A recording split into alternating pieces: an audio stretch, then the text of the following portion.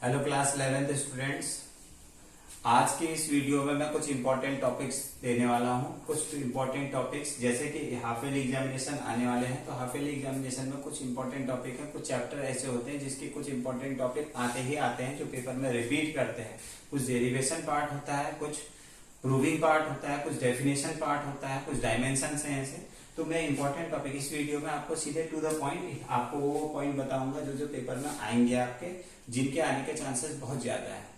तो now listen carefully बेटा। और एक और इम्पोर्टेंट चीज, आप अपने साथ एक कॉपी पेन पकड़ लेंगे, कॉपी पेन ले लेंगे। जैसे जैसे मैं बताते रहूंगा वैसे वैसे नोट्स लिखते रहेंगे, कॉपी में लिखते रहेंगे। खाली सुनने वाला नहीं चलेगा। सुनने वाला होकर के क्या हो जाता है, सुनना ही सुनना तो क्या है कि वीडियो सुना और फिर भूलते गए, आगे आगे का पढ़ते सुनते गए, पीछे पीछे का भूलते। तो आपने क्या करना है, जो जो नोट करने वाली पॉइंट है, वीडियो को पॉज करिए, वीडियो को 1 मिनट 2 मिनट के लिए पॉज कर लीजिए और अपनी कॉपी निकाल लीजिए। कॉपी निकाल करके इस पॉइंट को लिख लीजिए। जो जो पॉइंट मैं बताने वाला हूं उन पॉइंट्स को जैसे जैसे आप सॉल्व करते जाएंगे उनको टिक करते रहिए। उसको दोबारा कर लेते हैं तो उसे डबल टिक कर लीजिए। उसमें अगर कहीं पे डाउट होता है तो री लिख लीजिए, डाउट लिख दीजिए। अपने टीचर से सॉर्ट आउट कर लीजिए कि ये सर ये मेरा टॉपिक है, मैम ये मेरा टॉपिक क्लियर नहीं हुआ है, इस पॉइंट में मुझे प्रॉब्लम हो रही है। या उससे रिलेटेड अगर आपको कोई टॉपिक अगर प्रॉब्लम होती है तो यहाँ कमेंट सेक्शन में डाल दीजिए, मैं उसका वीडियो बना करके आपको भेज दूंगा। तो मैं इंपॉर्टेंट टॉपिक बताने वाला हूँ, खासकर 11th के हाफ ईयरली एग्जामिनेशन में ये 5 टॉपिक्स आने वाले हैं, 5 चैप्टर्स आएंगे। तो सबसे पहला अभी मैं एक और चीज बता देता हूँ। पेपर जो होता है, पेपर जो डिवाइड होगा आपका 3 और 4 और 5 सेक्शन में हम अपने हिसाब से डिवाइड कर देते हैं। एक एमसीक्यू पार्ट हो गया। एमसीक्यू पार्ट स्टार्टिंग में एमसीक्यू क्वेश्चन, जो बोर्ड पैटर्न ने अपना तरीका बदल दिया है। एमसीक्यू में आपके क्या होंगे, छोटे छोटे क्वेश्चन आएंगे और टू द पॉइंट आएंगे। 1 newton is equal to dash dyne, इस तरीके का आएगा। या कोई भी फिजिकल क्वांटिटी दे देंगे, उसके डायमेंशंस दे देंगे, कुछ भी इस तरीके के क्वेश्चंस आ जाएंगे। कुछ क्वेश्चंस आ जाते हैं कंसेप्चुअल क्वेश्चन बेटा, जिसने फिजिक्स रटी नहीं होगी, समझी होगी, तो कंसेप्चुअल क्वेश्चंस को अटेम्प्ट कर सकता है। सेकंड पार्ट कंसेप्चुअल क्वेश्चंस है। वेलोसिटी 0 होगी, स्पीड 0 हो सकती है, नहीं हो सकती है। वेलोसिटी बड़ा होगा, स्पीड छोटा होगा। या सेंट्रीपिटल फोर्स।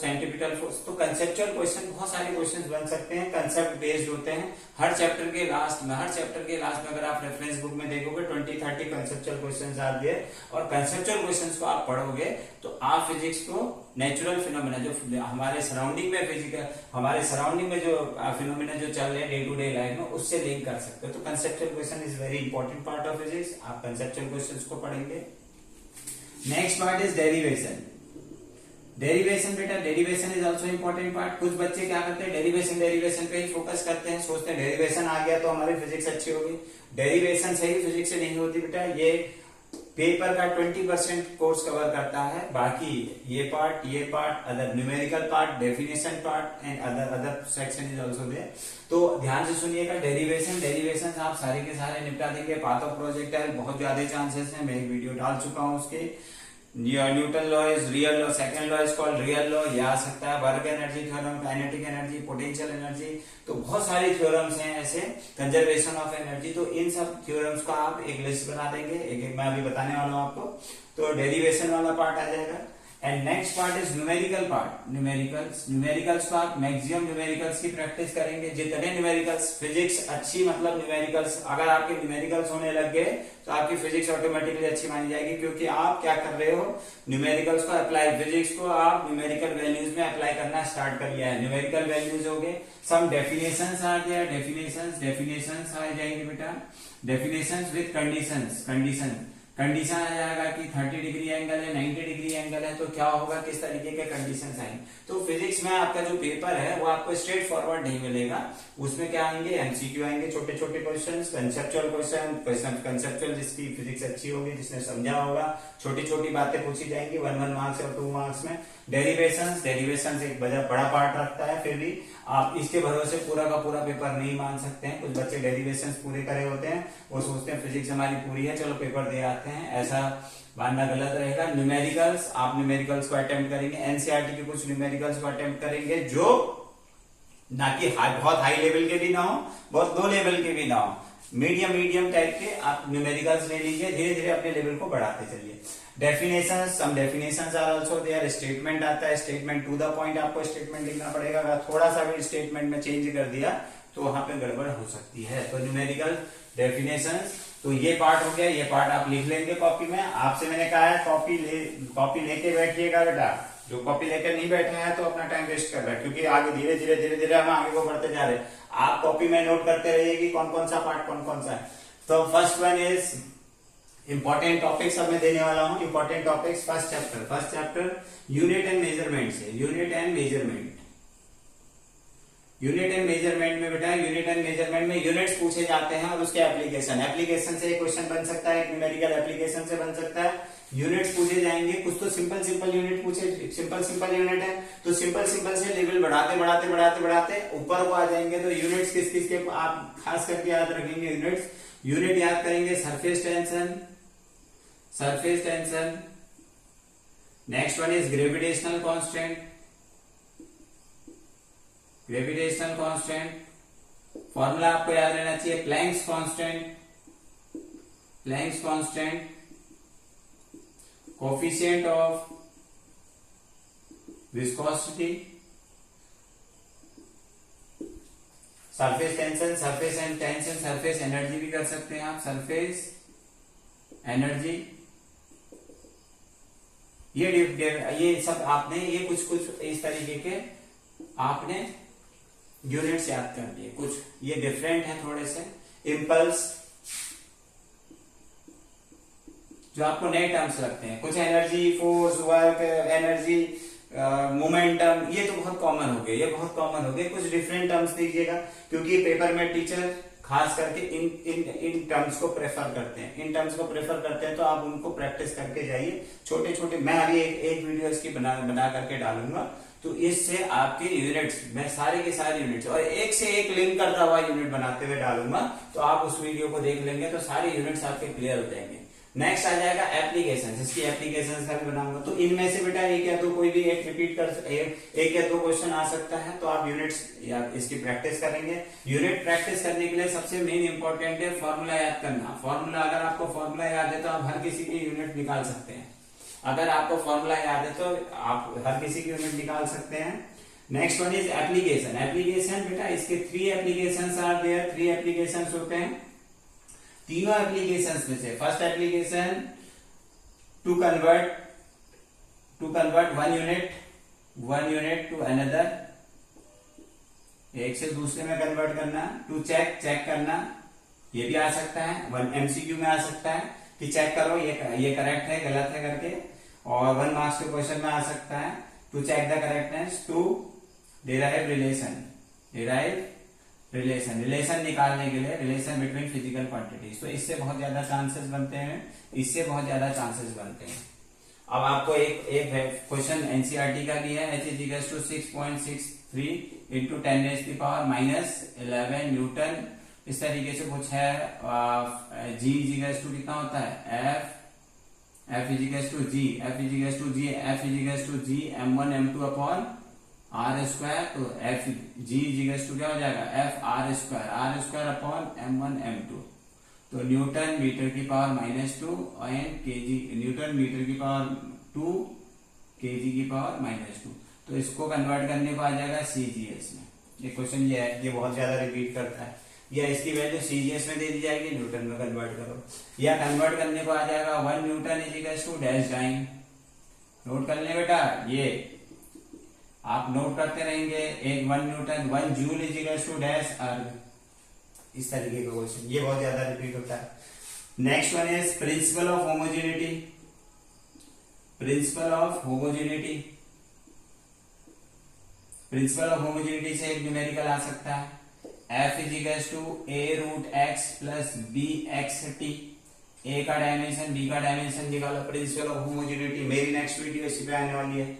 इस पे आएगी एक तो यूनिट पूरे के पूरे डायमेंशंस और उसके एप्लीकेशंस पे, उसे देख लेंगे। ये सब चीजें मैं क्लियर कर दूंगा जिसकी अभी तक क्लियर नहीं हुई है। नेक्स्ट वन इज कुछ टर्म्स है बेटा, टर्म्स एंड वैल्यूज आप याद करेंगे, दिस इज वेरी इंपॉर्टेंट। इसी के साथ आपका पूरा चैप्टर खत्म हो जाता है। आपने इसका न्यूमेरिकल करना है, इसके डायमेंशंस याद करने हैं। छोटे छोटे छोटे तो याद हो ही जाते हैं, फॉर्मूला आपको याद ही है, बचपन से पढ़ते हुए आ रहे हैं। Terms and light year, 1 light year, कभी कभी पूछा भी जाता है what is the meaning of light year. Light year is the distance travelled by light in 1 year, तो इसकी वैल्यू पूछी जाएगी। 1 AU एस्ट्रोनॉमिकल यूनिट, 1 पार्सेक।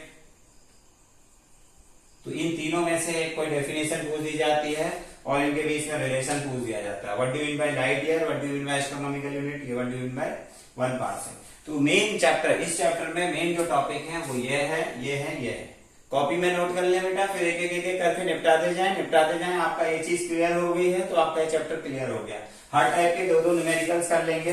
2 और 3 न्यूमेरिकल्स इससे कर लीजिए, 2 और 3 न्यूमेरिकल्स इससे कर लीजिए, 2 और 3 न्यूमेरिकल्स इससे कर लीजिए। यूनिट एंड डायमेंशन मैंने अभी क्लियर कर दिया आपका। Unit and dimension is clear. इससे फिजिकल वर्ड इन मेजरमेंट से ये पार्ट आ सकता है। मैं मिटा रहा हूं बेटा, इसको कॉपी कर लेंगे आप अपने वीडियो को पॉज करके।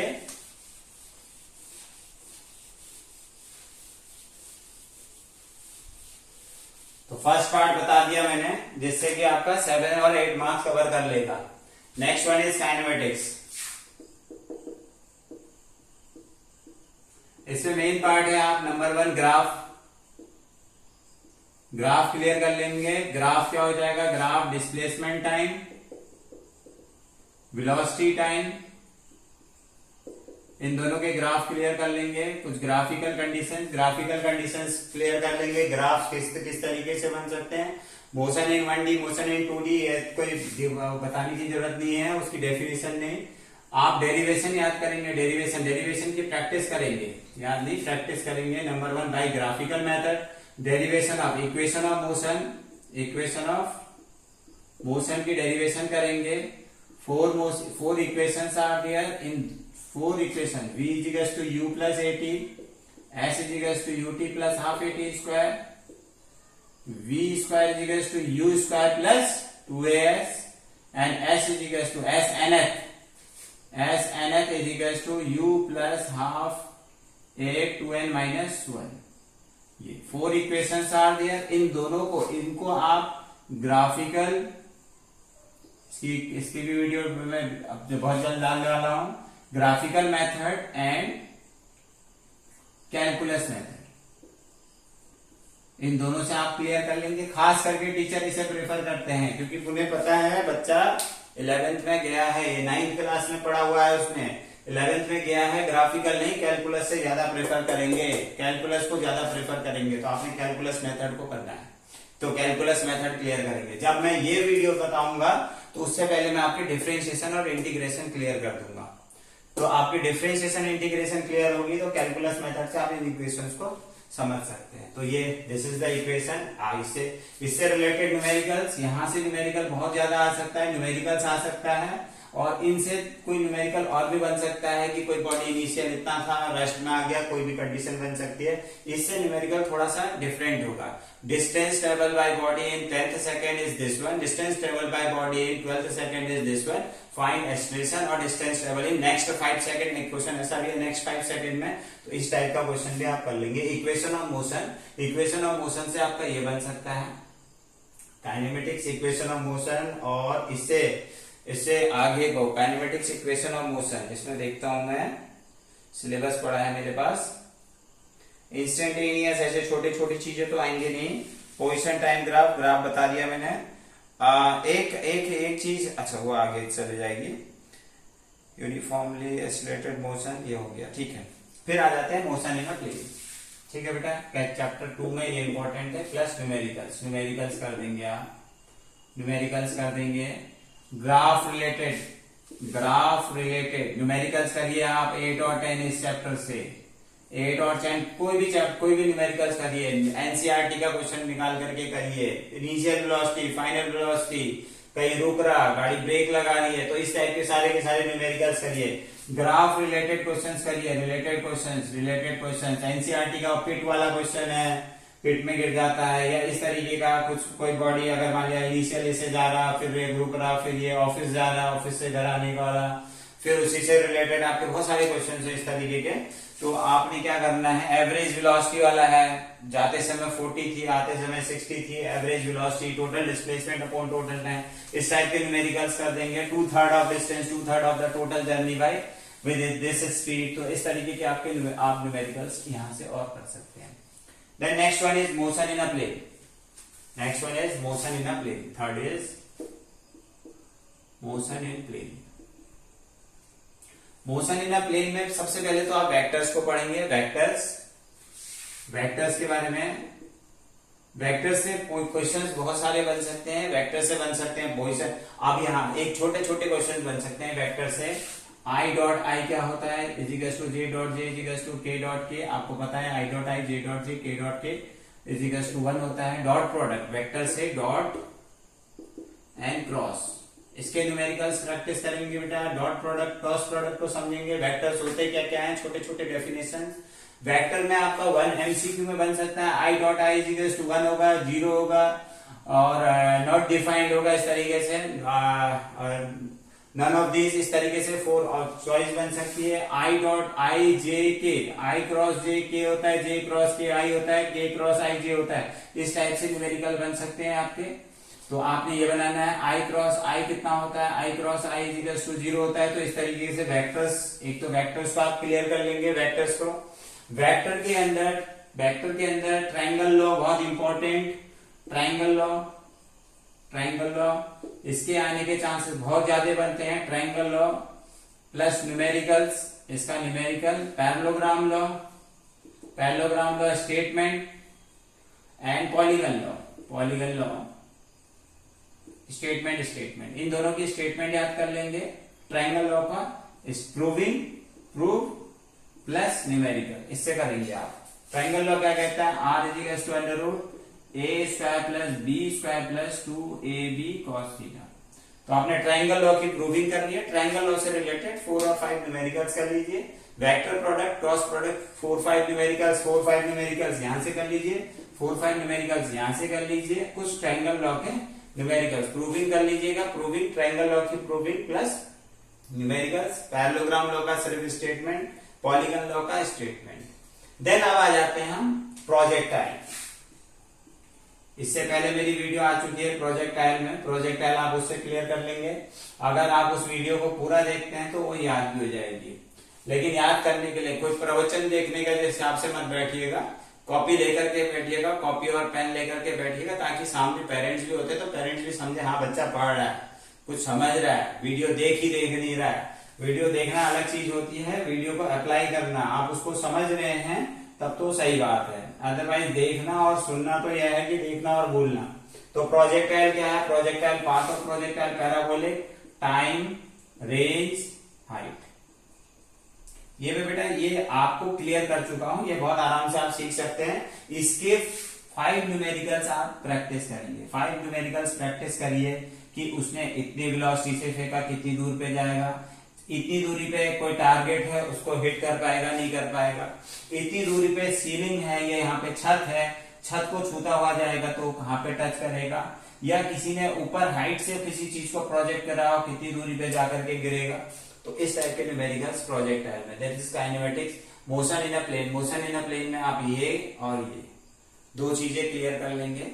वेक्टर से क्वेश्चन बन सकता है एंड प्रोजेक्टाइल से। ट्रायंगल लॉ का statement plus proving, that is very important. उससे related question, if two forces are applied with an angle this दोनों के बीच में एंगल। तो आपके मैं 3 चैप्टर क्लियर कर चुका हूं बेटा। मोशन इन अ प्लेन तक हम क्लियर कर चुके हैं। जो आपने करना है प्रैक्टिस, आप क्या करिए, कॉपी में एक लिस्ट बनाइए।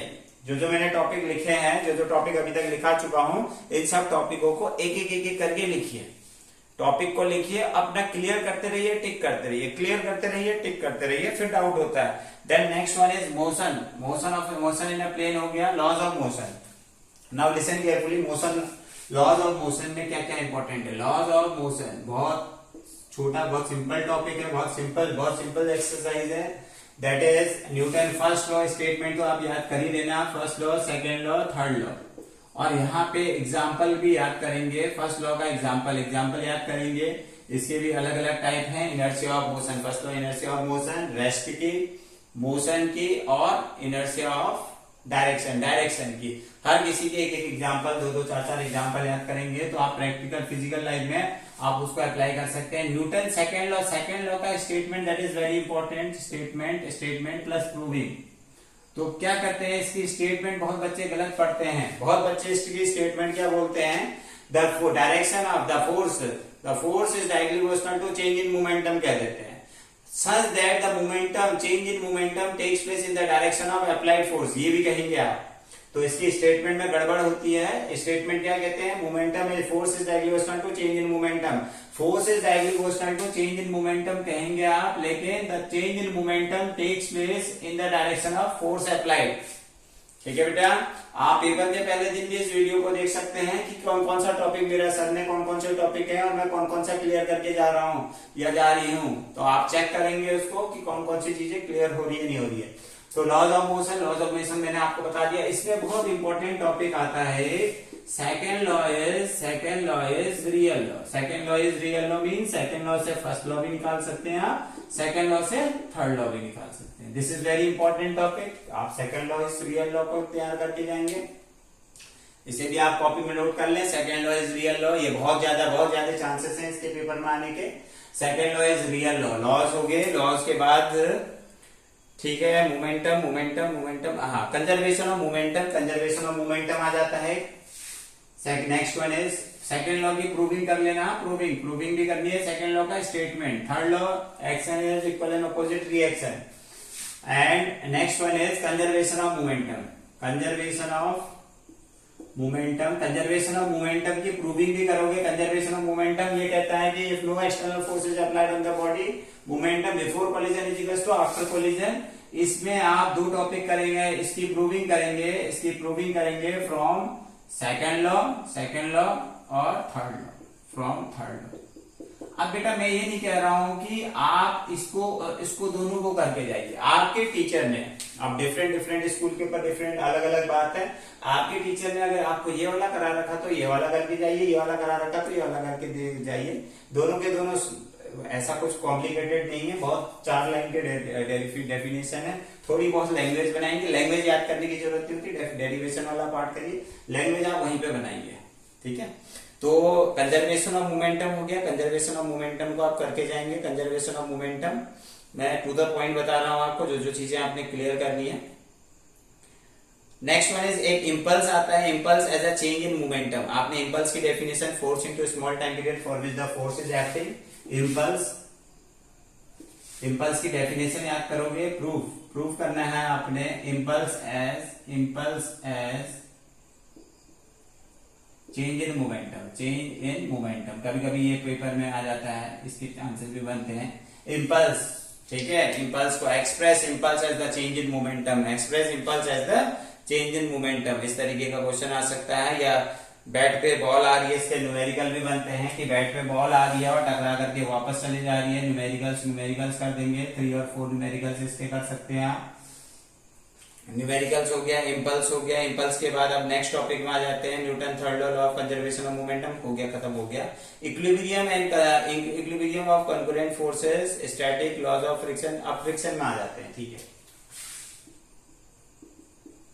फ्रिक्शन इक्विलिब्रियम एक बहुत बड़ा टॉपिक है बेटा। मैं एक वीडियो बनाऊंगा आपको इक्विलिब्रियम की पूरा का पूरा एक्सप्लेनेशन दूंगा कि कोई बॉडी इक्विलिब्रियम में तो कैसे कैसे हो सकता है, किस किस तरीके से।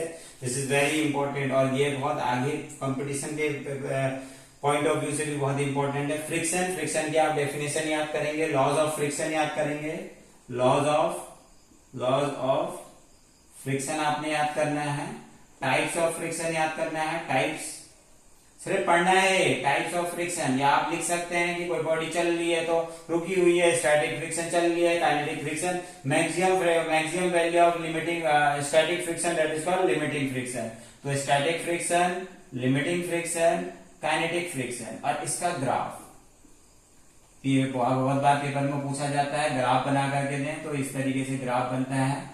अभी तक आपने नहीं देखा, जिस बच्चे ने अभी तक नहीं देखा तो इसको देख करके ये ग्राफ सीख करके जाएगा। ये ग्राफ सीख के जाओगे बेटा, ग्राफ आ सकता है पेपर में। Variation of friction with applied force, applied frictional force का जो हाईएस्ट वैल्यू है that is called limiting friction. Chapter बहुत सारा क्लियर हो जा रहा है, आपके बहुत सारे टॉपिक भी याद आ जा रहे होंगे, आपको कुछ भूल भी रहे होंगे तो आपको याद। Laws of friction, laws of friction, laws of friction करेंगे आप, और छोटे छोटे से डेफिनेशन है वो तो आप करेंगे।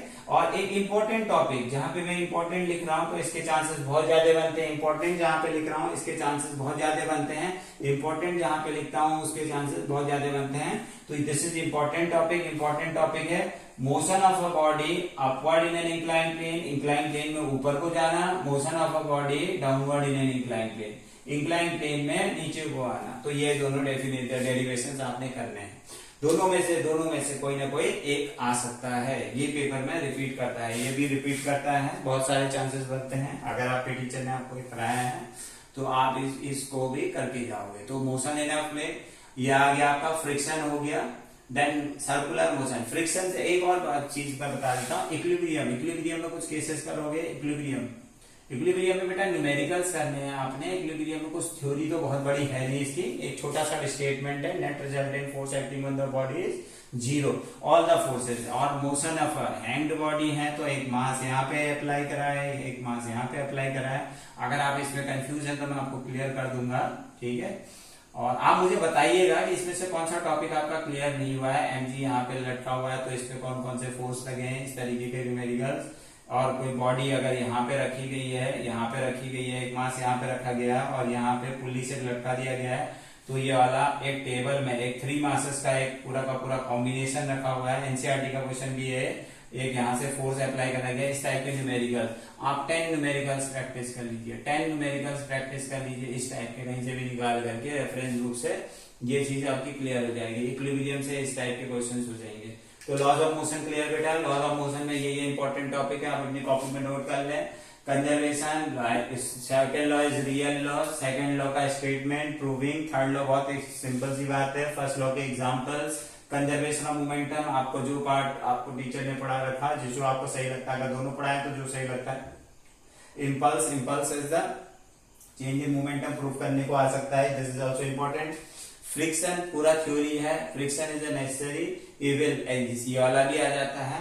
तो आपसे ये भी पूछा जाता है friction is a necessary evil मतलब उसके एडवांटेज और डिसएडवांटेज, क्या क्या एडवांटेजेस हैं, क्या क्या 1 और 2 मार्क्स में आ जाएगा, ये सिंपल क्वेश्चन में अगर मान जाए सिंपल पार्ट में आ जाता है। और इक्विलिब्रियम ऑफ फोर्सेस के न्यूमेरिकल्स आप प्रैक्टिस कर लेंगे, डिफरेंट टाइप के। इक्विलिब्रियम ऑफ फोर्सेस बहुत इंपॉर्टेंट टॉपिक है, उसमें अलग अलग कंडीशंस बनती हैं, कंडीशन के अकॉर्डिंग आप निकालेंगे net force. Tension on the string, tension means force, हाँ बेटा, सरफेस टेंशन अलग चीज है, टेंशन अलग चीज है, मैं इसी के साथ साथ आपको बताते हुए चल रहा हूं। फिर उसके बाद आ जाते हैं हम यहाँ पे आगे सर्कुलर मोशन। सर्कुलर मोशन में कुछ डेफिनेशंस पढ़ लीजिएगा। एंगुलर डिस्प्लेसमेंट, सबसे पहला है एंगुलर डिस्प्लेसमेंट, कोई बॉडी अगर सर्कुलर पाथ पे घूम रही है, ठीक है, एंगुलर डिस्प्लेसमेंट कितना हो गया, angular displacement that is delta theta, छोटा सा angular displacement. Angular velocity omega, जिस वेलोसिटी से घूम रही है, omega is equal to 2 pi upon T is equal to 2 pi nu. इनके डेफिनेशंस भी पूछे जा सकते हैं और इनके यूनिट्स भी पूछी जा सकते हैं, यूनिट डायमेंशन पूछे जा सकते हैं, जैसे इसकी पावर डायमेंशन सेकंड की पावर -1 हो गए। थीटा इज डायमेंशनलेस है। हाँ, डायमेंशन से मुझे याद आया, कुछ ऐसा भी पूछा जाता है कभी कभी पेपर में, name 2 physical quantity which have no dimension which are dimensionless. जैसे स्ट्रेन हो गया, स्ट्रेन को ले सकते हैं आप, थीटा को ले सकते हैं डायमेंशनलेस। तो इस तरीके से डायमेंशनलेस क्वांटिटीज आपने लेनी है, तो डायमेंशनलेस क्वांटिटी पूछी जाती है सर्कुलर मोशन में। Relation between linear and angular velocity,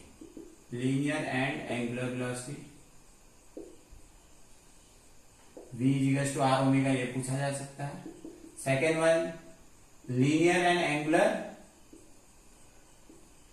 acceleration, ये दोनों चीजें पूछी जा सकती है। और बहुत इंपॉर्टेंट टॉपिक आ जाता है expression for centripetal force,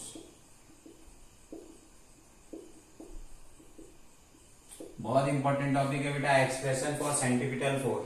linear and angular acceleration, linear and angular velocity में relation between linear and angular velocity, relation between linear and angular acceleration, expression for centripetal force. Next one मैं आपको बताता हूं, और banking of road,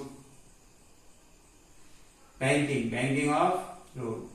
अगर मान लिया गाड़ी मुड़ती है तो इसमें आपको अलग अलग कंडीशन दे करके आपको बता देगा। इन ए प्लेन अगर मान लिया बेंडिंग, अगर मान लिया इस तरीके से करा जा रहा, हॉरिजॉन्टल लोड में करा जा रहा, तो क्या कंडीशन बनेगी, थीटा एंगल में इंक्लाइन में हो जाएगा तो क्या होगा। और बेंडिंग ऑफ साइक्लिस्ट अगर मान लिया जाए साइक्लिस्ट अगर मुड़ता है तो ये वाले 3 केस, साइक्लिस्ट वाला हो गया, 3 केसेस आप याद करोगे, 3 साइक्लिस्ट को प्रैक्टिस करोगे और कार वाले को ये करोगे और हॉरिजॉन्टल रोड में ये, तो यहाँ बेंडिंग आ जाएगा, बैंक्ड रोड में आ जाएगा, बैंक्ड रोड में। तो इस यहाँ पे क्या होगा, जैसे पहाड़ों में थीटा एंगल मोड़ में तो क्या होता है, मोड़ में थोड़ा सा एंगल, थोड़ा सा वहां स्लोप होता है, तो वहां पे क्या कंडीशन होगी, तो इसके लिए expression this is very important. इन तीनों में से एक क्वेश्चन कहीं ना कहीं, ये तीनों में से दिस इज वेरी इंपॉर्टेंट। और थोड़ा सा जो डिफरेंट आ जाता है ना, डिफरेंट आ जाता है, जहां पे चांसेस बनते हैं बच्चा भूल सकता है या दिमाग पे बच्चा फोकस कर रहा नहीं कर रहा, उस पार्ट पे आप ज्यादा फोकस करिए, यहाँ पे चांसेस बहुत ज्यादा बनते हैं। अब लास्ट में आ गए बेटा हम। अब नेक्स्ट वन है सर्कुलर मोशन हो गया, वर्क एनर्जी एंड पावर। बहुत छोटा सा टॉपिक है, बहुत सिंपल सा टॉपिक है।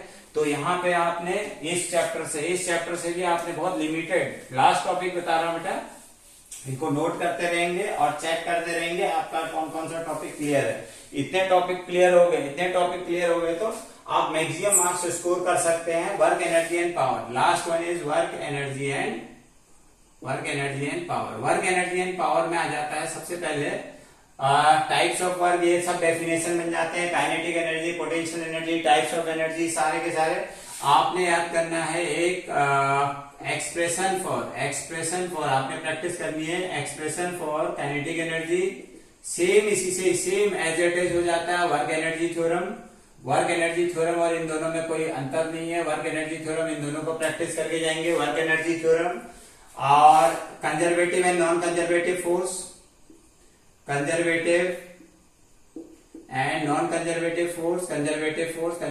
फोर्स और ग्रेविटेशनल फोर्स को आप कंजर्वेटिव फोर्स इसको एग्जांपल में इसको आपने प्रूफ करना है, इसका प्रूफ आ जाता है। This is important part. Conservative force और नॉन कंजर्वेटिव फोर्स क्या होते हैं, gravitational force as a conservative force की तरह प्रूफ करने को आपको ये पेपर में आ सकता है। And kinetic energy, work energy theorem मैंने आपको बता दिया, work energy theorem this is very important, ये भी आ सकता है या ये भी आ सकता है वर्क एनर्जी थ्योरम। फिर आ जाता है power as dot product of force and velocity, P is equals to F dot V, ये भी आ जाता है, इससे रिलेटेड न्यूमेरिकल आ जाता है। यहाँ पे न्यूमेरिकल्स ये भी आते हैं, W is equals to F dot S आता है, तो वेक्टर प्रोडक्ट, डॉट प्रोडक्ट के न्यूमेरिकल्स, डॉट प्रोडक्ट न्यूमेरिकल्स आ जाएंगे। न्यूमेरिकल्स इस पे बेस्ड आ जाएंगे, कौन से, वर्क डन पे बेस्ड आ जाएंगे डॉट प्रोडक्ट के न्यूमेरिकल्स। यहाँ पे ये चीज आ सकती है। और and next one is conservative non conservative force में आपको बता चुका हूं। Conservation, this is very important, conservation of energy of freely falling body ABC में, दिस इज वेरी इंपॉर्टेंट। बहुत ज्यादा चांसेस आते हैं इसके पेपर में आने के। Conservation of energy, mechanical energy, total energy is equal to potential energy, conservation of potential energy plus kinetic energy. और लास्ट इसमें एक बहुत इंपॉर्टेंट टॉपिक है, दैट इज कोलिजन, कोलिजन में बहुत इंपॉर्टेंट है। Motion and types of collision, elastic और perfectly non elastic, inelastic collision और प्लास्टिक कोलिजन। फिर इसमें आ जाता है आपका जो है, ठीक है, elastic collision in one dimension में आ जाएगा। Elastic collision in two dimension, ये भी आ सकता है। Elastic collision in one dimension, elastic collision in two dimension, आप इसको क्लियर करेंगे। थोड़ा फटाफट मैं स्पेलिंग नहीं बना पा रहा हूँ, ठीक है। नेक्स्ट वन इज, आप इसको समझ रहे होंगे, मैं बता रहा हूँ, elastic collision in one dimension, elastic collision in two dimension. Loss of kinetic energy in plastic collision, PLST, inelastic collision, या ये कह सकते हैं प्लास्टिक कोलिजन। प्लास्टिक कोलिजन में क्या हो जाता है, 2 bodies stick with each other. तो यहाँ पे आपने ये भी याद करना है, ये वाला डेरिवेशन प्रैक्टिस करके जाएंगे, ये दोनों डेरिवेशन प्रैक्टिस करके जाएंगे, और लॉस ऑफ एनर्जी ये। तो these are the important topic बेटा for half yearly examination. Half yearly examination अगर 70 मार्क्स का अगर आपका पेपर होता है तो 45 से 50 मार्क्स, 45 मार्क्स करीब करीब 45 से 50 मार्क्स यहाँ पे कवर करता है, इंक्लूडिंग न्यूमेरिकल्स बेटा। थोड़ा बहुत पार्ट जो है टीचर, अब डिपेंड करता है स्कूल के ऊपर। मैं 100% गारंटेड तो नहीं कहता हूँ, गारंटेड नहीं कहता हूँ, लेकिन श्योर कह रहा हूँ कि अगर एवरेज पेपर बनता है, अगर ठीक ठाक पेपर बनता है, तो इस तरीके के क्वेश्चंस, इसी टाइप के न्यूमेरिकल, क्योंकि this it covers your syllabus also, syllabus के अंदर से ये पार्ट आ जाता है। एक आप पर्टिकुलर डायरेक्शन की ओर को फोकस्ड हो जाते हो, क्या करना है आपने, और मैक्सिमम पार्ट इसी से कवर करता है, और थोड़ा बहुत पार्ट इसके ऊपर भी डिपेंड करता है आपको आपके स्कूल में टीचर्स ने किस लेवल का पढ़ा रखा। अगर किसी स्कूल में टीचर ने इस लेवल का पढ़ा रखा तो उसे उसी लेवल में, एवरेज ये है यहाँ लेवल का पढ़ा रखा तो उसे उसी लेवल में, उसी लेवल से सोचना पड़ेगा, उसी लेवल पे जाना पड़ेगा। अदरवाइज आप इस टॉपिक को क्लियर करिए, इनसे रिलेटेड न्यूमेरिकल्स करिए। न्यूमेरिकल्स का पार्ट मैं नहीं कह सकता हूँ न्यूमेरिकल्स किस लेवल के करा रखे हैं। कंसेप्चुअल क्वेश्चंस का पार्ट नहीं कह सकता हूं, क्योंकि कंसेप्चुअल क्वेश्चन अलग अलग टाइप के कंसेप्चुअल क्वेश्चंस हैं, नंबर ऑफ कंसेप्चुअल क्वेश्चंस आते हैं। तो आप प्रैक्टिस करिए, जो जो आपका डाउट होते हैं तो आप कमेंट सेक्शन में जरूर लिखिए, कमेंट सेक्शन में जरूर लिखिए। और अगर आप नोट्स चाहते हैं तो नोट्स लेने के लिए आप मेरे टेलीग्राम नंबर 9634365752 इसमें मैसेज करिए, मैं आपको ऐड कर दूंगा और आपको नोट्स प्रोवाइड कर दूंगा। My number is, Telegram number है 9634365752। इस नंबर पे टेलीग्राम करिए आप, इस नंबर पे टेलीग्राम करेंगे तो मैं आपको नोट्स प्रोवाइड कर दूंगा इसी से रिलेटेड। बाकी मैं यहाँ पे पढ़ा रहा हूँ टॉपिक में आपके क्लियर कर दूंगा। कमेंट सेक्शन में जरूर लिखिएगा आपकी डाउट किस में है। थैंक यू बेटा।